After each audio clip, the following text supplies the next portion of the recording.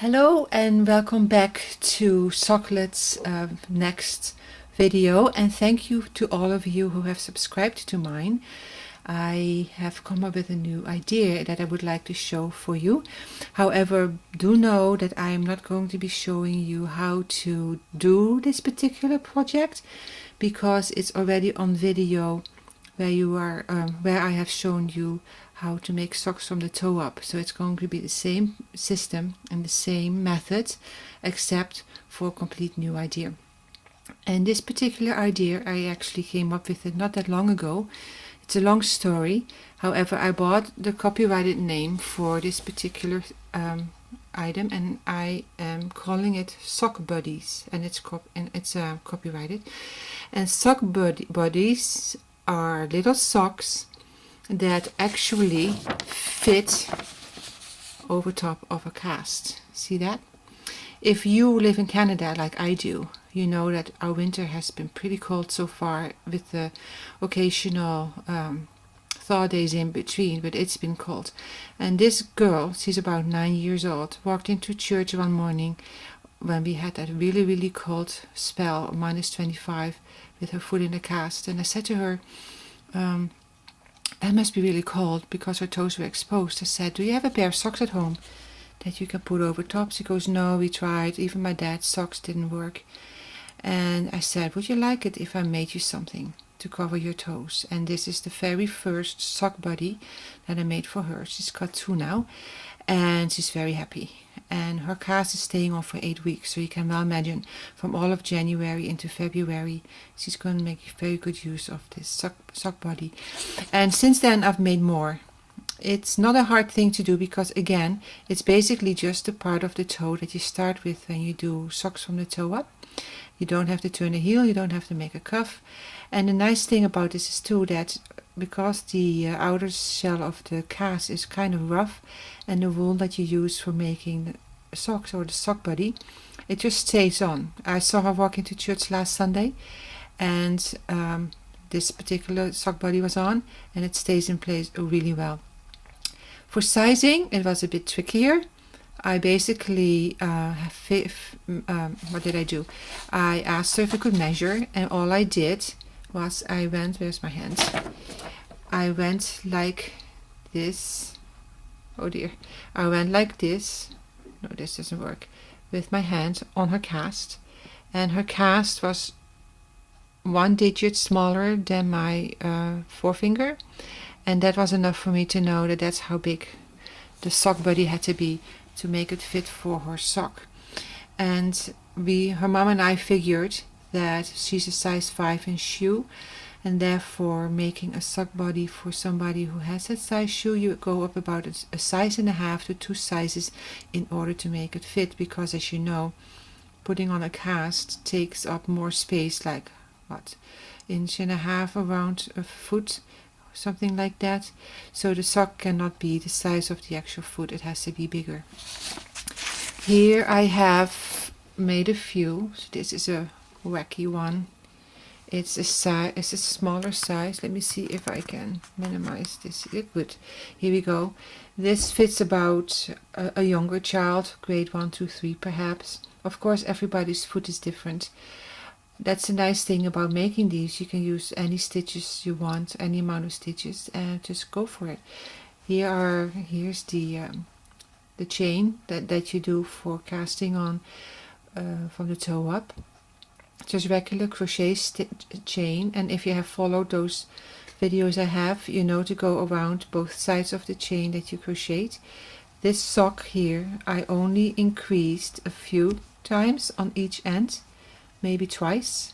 Say I cast on 15 stitches with 2 increases, which makes a total of 19 stitches, and then after that you just go straight up. And this is about 26 rounds of stitches for making this particular sock body.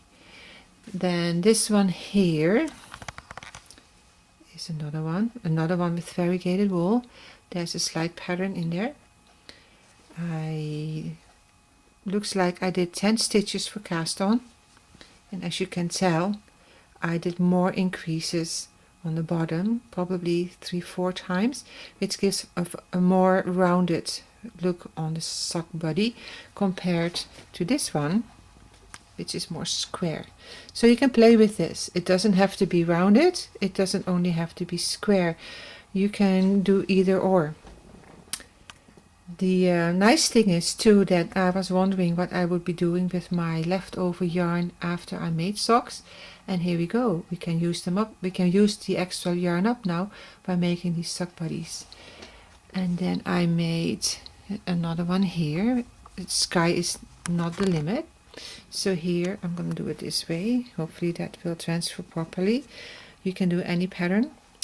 With this one, I think I casted about 10 stitches, and again I did an increase on the sides, maybe 3 times, something like that. Another one with more rounded edges, and then put any pattern in that you like. I do try at the cuff at the top to do a cuff like you would for socks, so that it doesn't curl. If you were to do just knitting, it would curl at the top, which is a style of its own. But I do finish with a 1 purl, 1 knit, or 2 knit, 2 purl. It's up to you. It doesn't matter. So this is a nice one. Remnant wool again. Then I made this one. I think I cast on 20 stitches, and as you can see, the cast on makes for a very nice edge here. You don't see seam, right? I did not increase on the edges here, maybe just once, and then I went straight up. And I thought a smiley face would be kind of nice. Of course, a person visiting with the person having a cast would see the smiley face. The person wearing the cast would get to see this. I was thinking of doing the flip side and do it the opposite way, so that the person wearing this sock would see the smiley face. But you can do anything you want, right? And this is, I think, a bit more than 26 rows, only because the wool is thinner than the ones I have over there. I'll put them all in order in a minute. Then I have this one. With this one I did also about 15 cast on stitches, rounded the edges a little bit, and did a pattern of alternate knitting, purling horizontal, and then vertical was all knitting.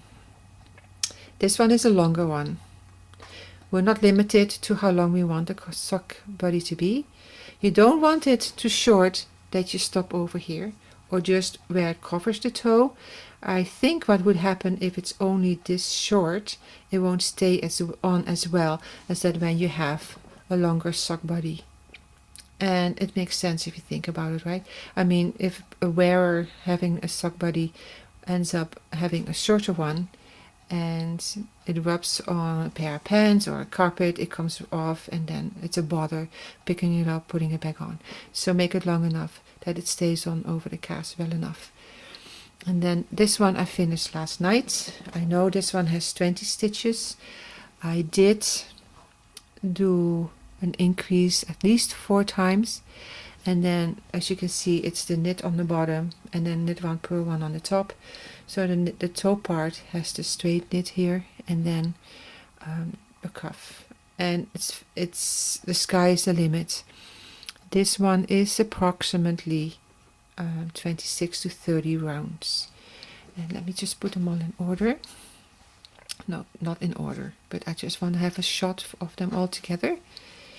I made 9 so far, and so these are some of them. So as you can see, you can make one in a couple hours, one in the afternoon, one in the morning, say, and get them all done real fast while you watch TV. I have approached my local hospital to ask if they would take these in order to have them in their fracture clinic, so that when people come in for their cast, they can pick one of these and then go home feeling a little bit happier, especially in the winter when it's so cold, knowing that they have something to keep their toes warm. Now, for infants and toddlers, their feet being much smaller, they would probably be able to wear a pair of socks that an older sibling or a parent has at home. For them, I would not be making a sock buddy. For school age and up, I certainly would. For the children, like, so this is a child size, and this would be perhaps a child size. 15 stitches, increase as needed. If you know the child has a size 4, make the sock body a size 6, and then it should fit just fine. And what else can I say? I have one in the progress here. See, it doesn't stop with sock bodies. It really does not. So I'm starting one here, as you can tell. It's nooked, and I only did 10 chain stitches for this one. I'm going to be increasing on either side for quite some time, because a sock body is not only for a cast on a foot, because there's people who have a cast on their hand. In the winter time, mitts and gloves that we have generally don't really come in a size that would fit over a cast. So now I'm going to make one that's going to fit over a hand cast. And of course you need a thumb part as well. And I figured for a hand body, I don't yet know what I would call it, I would probably go with 3 sizes, a small, medium and large. And for a guideline, I'm going to use a pair of mitts, and then use that to measure the size of a sock body that way, because it's kind of a ballpark figure and a guess, right, in order to know how big to make it. And for the thumb part, so I'm doing the top part of the hand first, where the fingers go in. What I will then do is set 10 stitches aside on the side string, do a small part for the cuff. Probably you only need about this much for a cuff, since it's on the arm and it stays up much better. And then cast it off loosely, pick up the 10 stitches, or you probably need more than 10. I would go between 14 to 18 stitches in total, because the thumb part on a cast will be wider as well, and you want to make sure that the thumb part of the cast fits. And I have a picture here of a mitt I am nooking, and as you can see, the thumb is in. I would only need to do a few rows to finish it in order to have the cuff done, and then this would fit on somebody's hand with a cuff. Listen to me, on somebody's hand who has a cast. And the name for this is not yet decided, but it will be part of the Sockbuddies stash, so to speak. I hope I make sense here. So again, if you catch the vision of making a sock buddy like I have, do it from the toe up, make a bit of a cuff at the top, cast it off and put it on. Now there are people who wear a walking cast. My son has a walking cast. I was going to bring one up to see if it fits, if one of these fits the walking cast. But again, people who have a walking cast can often put a sock on, correct? Hopefully they can.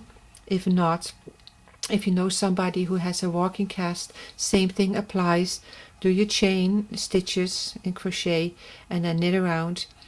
Measure the size of the walking cast and then make the sock body according to the size of that walking cast. And what would my one question remains really, what will people do with a sock body after they don't need it anymore? They can donate it, I would think, or they might pass it on to somebody else they know they might have a cast, things like that. But what I'm hoping for is that sock buddies are going to become a household name. It hasn't been done before, but there is a need for it. And in the summer, when people don't need a sock buddy because it's warmer outside, it doesn't mean that we cannot make a sock buddy. You know, you buy some nice Croy sock wool that is pre-made for a pattern as you work with it, and we can make a lightweight pair of sock buddies for somebody in the summer, would they like to wear one, or make a sock buddy out of thin wool and make it nice and frilly with lace look or an eyelet pattern, like the sky is really the limit, and it dresses up a cast in a nice way, correct? Especially if these people have a function to go to and they don't want to just show up in a white cast. Now I do also know that the cast colors come only in a few selective colors, like this girl who has this cast. Her favorite color is purple, so that doesn't really show too well, but it is a purple cast. So it's easy to make sock buddies for purple, yellow, white, blue. I don't know if they have red, and then there's a black, you know, the black that goes on the outside part. Yet again though, variegated wool like this one here, it can go with orange, green, burgundy, yellow and red casts. So variegated is quite nice because the options are larger. So that's my plan, and I have started the ball rolling. Sockbuddies is the name, it's a copyrighted name. What I hope is that for all of you knitters and crocheters and now also nookers, that you have also found a way to use up your left yarns, a spare yarn you don't know what to do with, and make these sock buddies and go to your local hospital or sell them at a craft show or at a gift shop at a hospital, whatever comes to mind. But if you will, keep calling them sock buddies. Think it over, the name makes sense, and let's spread it into the world and let the world know that we have found a solution for very cold feet in the winter. And I would also like it if you would go to my Facebook page, where I have my Facebook page is called Socklet. I will be posting this video there. My video will be on YouTube, and let's keep going and come up with new ideas. I am also going to put the sock buddies in my my second book, which I'm still working on. So see you then. This was not a very long video, but I hope you catch the vision. Thank you very much. Bye.